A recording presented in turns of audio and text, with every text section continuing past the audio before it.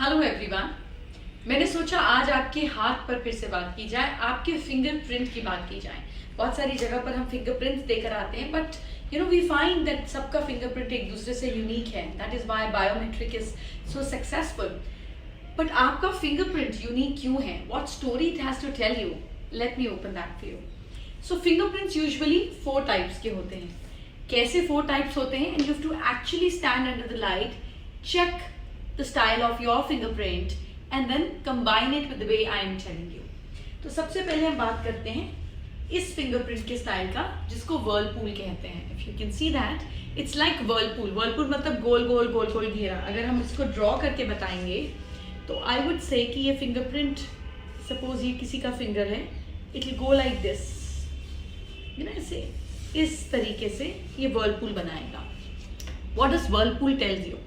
Whirlpool tells you that आपका life का path जो है, जो पाथ आपके लिए चूजन है, लाइफ का पर्पस है, that is to teach, to be a teacher. Doesn't mean कि आपको IIM में जाकर टीचर बनना है या कहीं भी करना है।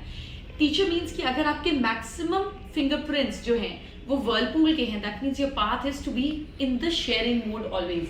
आपको इधर उधर से नॉलेज एक्यूमुलेट करनी है, नई नई चीजें सीखनी है, बट लोगों के साथ शेयर करनी है। Sharing is the life path that you need to have and you need to develop. अगर आप शेयर नहीं करेंगे तो आप सफोकेट फील करेंगे, आपकी ग्रोथ रुक जाएगी। So if you have maximum whirlpools, your life path is to share in life. Well, let's talk about the other fingerprint which is the wave. अब वेव कैसे होती है? वेव ऐसे होती है, जब आप इसको फिंगरप्रिंट के जैसा देखेंगे, it will come out like इस तरीके से। ये अनपैटर्न होगा, जैसे वेव्स होती हैं।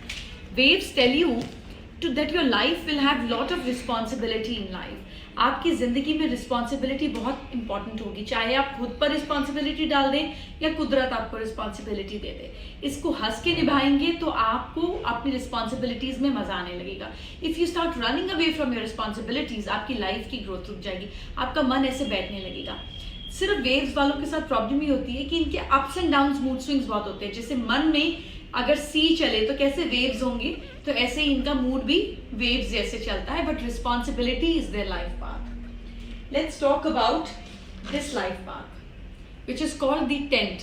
टेंट कैसे होगा? जब आप टेंट को देखेंगे तो टेंट ऐसे आएगा, it will go like this.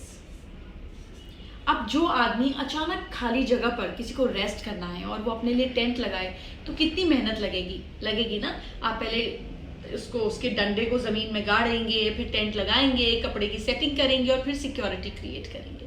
तो जब आपकी लाइफ पाथ में टेंट्स बहुत ज्यादा होते हैं तो आपका पाथ होता है करेज। ऐसे लोग जिस चीज को ठानेंगे उस चीज को पूरा करेंगे। Whatever they want to do in life, they are able to do it. इनकी प्रॉब्लम तब आती है लाइफ में जब ये एमलेस हो जाते हैं, जब इनकी लाइफ में कोई गोल नहीं होता। Goal is very important for them because they in life will be known for their bravery and courage. तो जो सोचेंगे वो होगा, बशर्ते ये सोचें और फिर उसके लिए एक्शन करें।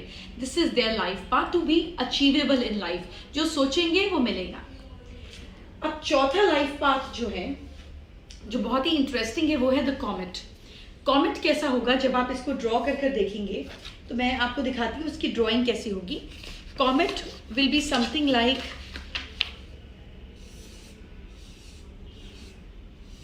और कई बार ये ऐसे भी होता है।